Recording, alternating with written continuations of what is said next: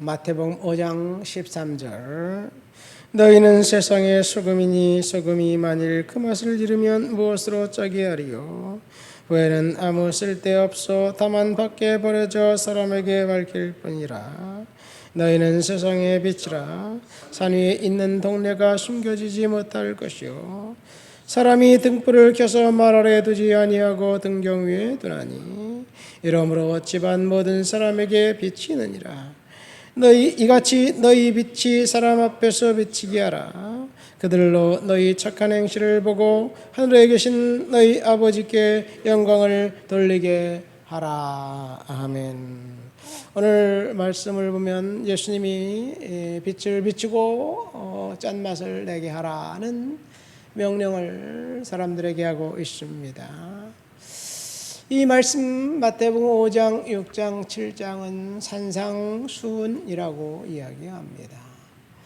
예수님께서 산에서 그에게 찾아온 많은 사람들에게, 군중들에게 설교한 거지요.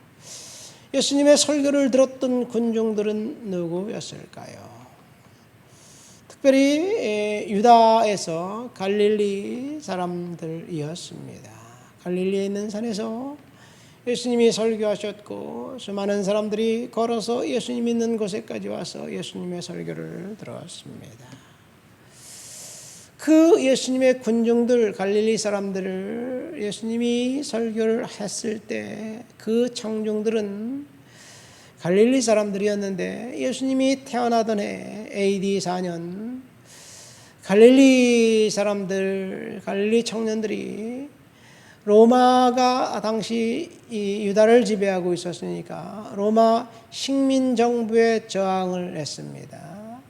아니 저항을 해서 그냥 끝난 것이 아니라 로마 식민정부의 병사들 몇 명이 이제 그 갈릴리를 주둔하고 갈릴리를 이제 있었어요. 뭐 병사들이 몇 명이 많지 않으니까 로마 이 갈릴리 그 젊은 청년들이 로마 병사들의 이 그 무기고를 이제 습격해서 탈취하고 해서 그리고 로마 병사들을 죽였습니다. 이 저항은 그렇게 해서 끝나는 것 같은데 로마에서 가만히 두고 봤을까요? 병사들을 급기가 대거 파병했고 그리고 로마 병사들은 철저하게 응징을 했습니다. 닥치는 대로 잡아들였습니다. 모조리 잡아들였습니다. 그리고 젊은 사람들을 다 십자가에 못 박아 죽여버렸어요. 갈릴리 바닷가에 2,000개의 십자가가 세워졌고 2,000명이나 되는 사람들을 못을 박아서 하루에 갈릴리에 전시했습니다. 갈릴리 바다는 한마디로 말해서 피바다가 됐습니다. 그러니까 이 갈릴리 사람들 온전한 정신이 있는 사람이 있을까요? 이 로마 병사들에게 항거했던 여성들 무차별하게 칼로 창으로 찔렀습니다. 그래서 또 길거리는 피바다가 되었습니다. 여성들, 어린아이들, 노인들 할 것 없이 로마에 항거하는 사람들은 다 죽여버렸어요. 3.1운동 때 우리나라 조선의 백성들이 조선 독립만세를 대한독립만세를 외쳤던 그 백성들을 일본 병사들이 총칼로 무자비하게 공격한 것과 똑같습니다. 이 일을 통해서 이제 유다의 독립투사들은 산으로 숨어들었습니다. 열심당이라는 독립무장단체가 생겼습니다. 그중 시몬이라는 사람은 열심당원으로 예수님의 제자가 되기도 했습니다. 이 향후 60년간 열심당은 로마의 끝까지 저항하고 항거했습니다. 이것이 지금 예수님이 설교했던 설교의 배경입니다. 그런데 자기를 무차별하게 공격했던 그 사람들에게 예수님이를 보면서 갈릴리 그 백성들에게 네 원수를 사랑하고 너를 박해한 사람들을 위해서 기도해라, 이런 말을 할 때 그 청중들이 예수님의 그 이야기를 들으면서 어떤 생각을 했을까요? 우리 조상들이 하는 말 눈에는 눈, 이에는 이로 갚으라고 했지만 그것이 옳다고 생각하느냐? 아니다, 틀렸다. 동족을 사랑하고 원수를 증오하라고 이야기했는데 동족을 사랑하는 것은 누구도 다 할 수 있다. 그러나 원수를 사랑하는 것, 우리가 해야 될 일이다. 성도라면 원수를 사랑해야 한다. 그런 이야기를 하면서 여기서 원수는 이 로마 병사들입니다. 로마입니다. 우리로 따지면 일본 일제시대를 겪었던 직후에 일본 사람들을 사랑하고 용서하라는 이야기라면 친일파 매국노라고 매도하지 않겠어요? 오늘날도 친일파 매국노 하면서 광복이 된 지가 벌써 70년이 지났고 일본이 우리를 지배한 지가 100년 전의 일인데 아직까지도 그것을 사용하면서 백성들의 마음을 이제 중동해요.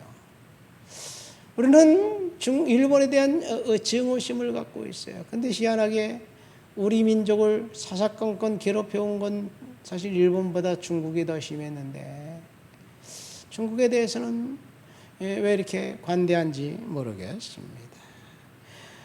너희들에게 발길질하고 모욕하고 그리고 그 뺨을 때린 사람들에게 오른뺨을 맞으면 왼뺨도 돌려대라. 겉옷을 달라고 하는 사람에게 속옷까지 내줘라. 이것이 예수님의 말씀이었습니다. 그러니까 예수님의 청중들은 헷갈린 거예요. 저 사람 도대체 누구야? 혁명가인가? 메시아인가? 선지자인가? 헷갈립니다. 여러분, 이런 맥락에서 오늘 우리가 읽은 본문 말씀을 생각해 보세요. 너희는 빛이다.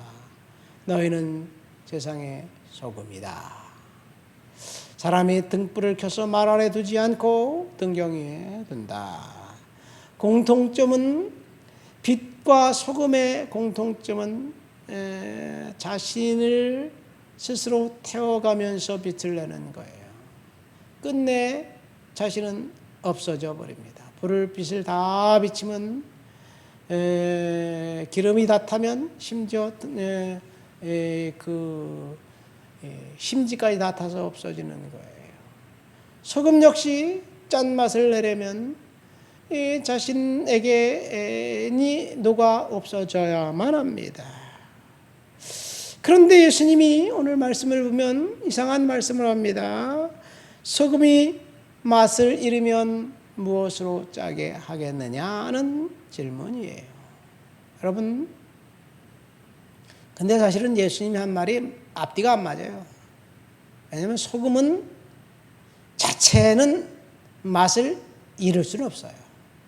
염화나트륨, 불연성의 탄력적인 화합물질이기 때문에 이 화학 구조로 된 소금은 절대로 맛을 잃어버릴 수가 없습니다. 결코 변할 수 없습니다. 그러면 맛을 잃은 소금이라는 말은 어쩌면 흙이나 모래나 불순물들과 섞여 있는 소금을 이야기하는 것이 아닌가 생각됩니다. 불순물과 섞여 있는 소금도 사실은 눈 올 때 뿌리면 소금의 기능은 합니다. 그렇죠. 불순물과 섞여 있는 소금은 배추 절일 때 소금이 조금 좀 그래도 배추 절일 때 넣으면 또 배추 절거져요. 그러니까 사실은 소금은 결코 맛을 잃을 수 없어요. 그러면 왜 예수님이 이런 말씀을 하셨을까? 너희는 소금이니 라는 말씀, 그 너희는 누구냐면 첫째는 예수님의 청중들 갈릴리 사람들이에요. 그리고 둘째는 이 말씀을 읽고 있는 저와 여러분들입니다. 우리가 소금이라는 이야기예요. 우리가 소금이에요. 그렇다면 소금이 맛을 잃었다는 말은 하나님이 쓰실 수 없는 상태, 하나님이 쓰고 싶어도 도저히 쓸 수 없는 상태, 우리의 모습은 뭘까요? 죄로 얼룩진 우리의 모습, 경건하고 거룩한 삶을 주님은 원하시지만 죄를 오물을 뒤집어 쓰고 있는 우리의 모습, 그래서 하나님이 도저히 쓸 수 없는 상태가 아닌가 생각됩니다. 그러니까 거룩을 상실한 성도들은 소금이에요. 맛을 잃은 소금입니다. 저와 여러분들이 하나님의 쓰시기에 합당한 상태인지 하나님은 오늘 우리들에게 점검해 보라고 이야기하고 있는 겁니다. 소금의 특징 두 번째는 보존하는 기능을 합니다. 부패를 방지해요. 부패를 방지하기 위해서 역시 자신을 죽여야지 됩니다. 요즘은 냉장고, 냉동고가 있기 때문에 언제든지 음식을 보존할 수 있어요. 물론 냉장고, 냉동고도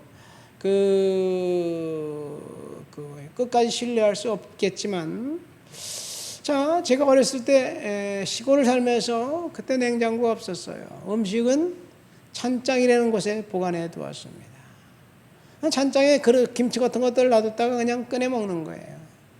그러다가 더 변질되면 버렸지요. 뭐 여름에 가지나물 같은 것들은 금방 쉬어버리잖아요. 쉬면 못 먹는 거예요. 그래서 그때 먹은 거예요. 제가 유학 시절 여름이면 원주민 선교를 원주민 마을에 갔어요.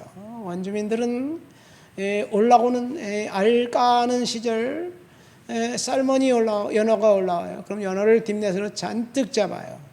보존할 수 있어요? 없으니까 약불에 이제 불을 피우고 연어를 손질해서 딱 걸어놓고 불을 피우는 거예요. 그럼 훈제가 되는 거예요. 이 수분기를 쏙 빼고 연기를 씌우면 훈제가 되면 또 1년 내내 겨우내 인디안들의 양식이 됩니다. 부패를 막기 위해서 그런 거죠. 안동 간고동화라는 게 있어요. 안동은 경북 안동은 내륙 지방인데 간고동어가 거기에 특산물일까? 소금 때문에 그렇습니다. 소금의 기능은 부패를 방지하는 거예요. 하나님이 성도인 우리들에게 이 세상은 사탄이 지배하고 있는 세상, 사탄이 왕노릇하고 있는 세상이기 때문에 내로남불일 수밖에 없어요. 오직 자기만 위해서 살아가는 것, 그것이 정치인들의 얘기가 아니라 원래 사탄이 주인인 세상은 그렇습니다. 그 사탄이 세상에서 성도들이 살면서 부패를 방지하라는 이야기예요. 부패와 비리의 온상인 그곳에 우리가 있으므로 비리가 방조되고 부조리한 세상이 이제 합리적인 세상이 된다면 그것이 소금이 역할을 하는 것인데, 어떤데 우리가 제 역할을 하지 못하니까 이렇게 정말 어수선한 세상이 되지 않았을까 생각됩니다. 세 번째, 소금은 음식의 맛을 더해줍니다. 여전히 소금이 희생하는 것을 이야기해요. 빛은 여기서 두 가지를 이야기합니다. 빛을 말 아래 두지 않는다, 등경 위에 둔다. 여기 말이라는 말은 뭐냐면 우리가 한 말, 두 말, 쌀 한 말, 쌀 두 말 할 때 쓰는 그 말이에요. 영어 성경은 볼입니다. 등불을 켜서 말 아래 두나요? 예수님이 그런 말씀을 하셨어요. 이 말은 아마도 물질적인 공급을 이야기하는 것이 아닌가 생각합니다.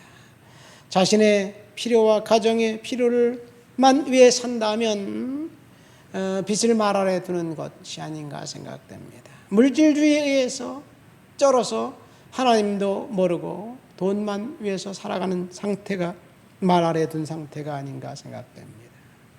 평상 아래 두지 말라.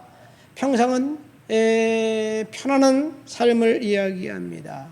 힘든 상황은 모조리 헤쳐나가고 안락한 자신만을 위해 사는 것을 평상 아래 두는 것, 평상 아래를 이야기하는 것이 아닌가 생각됩니다. 어둠이 지배하고 있는 세상에 저와 여러분들이 등불이 되어서 세상을 밝힌다면 이 세상은 하나님의 의가 통치하는 세상이 되지 않을까 생각됩니다. 이것이 예수님의 명령이었습니다. 이 소금으로 짠맛을 내고 빛을 비추라는 말, 너희들을 몸을 불태워 희생하며 세상 사람들을 위해 살고 그리스도를 위해 살라는 직접적이고 직설적인 명령, 그 명령은 오늘 저와 여러분들에게, 특별히 나에게 주님이 명령하시는 거예요. 희생하라고, 섬기라고, 헌신하라고, 거룩한 삶을 살라는 주님의 명령, 오늘도 순종하게 되시기를 예수님의 이름으로 축원드립니다. 하나님 아버지 감사합니다.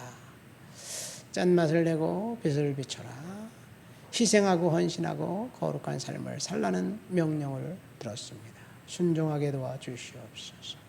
하나님 앞에 믿음으로 살아서도록 도와주옵소서. 예수님의 이름으로 기도합니다. 아멘.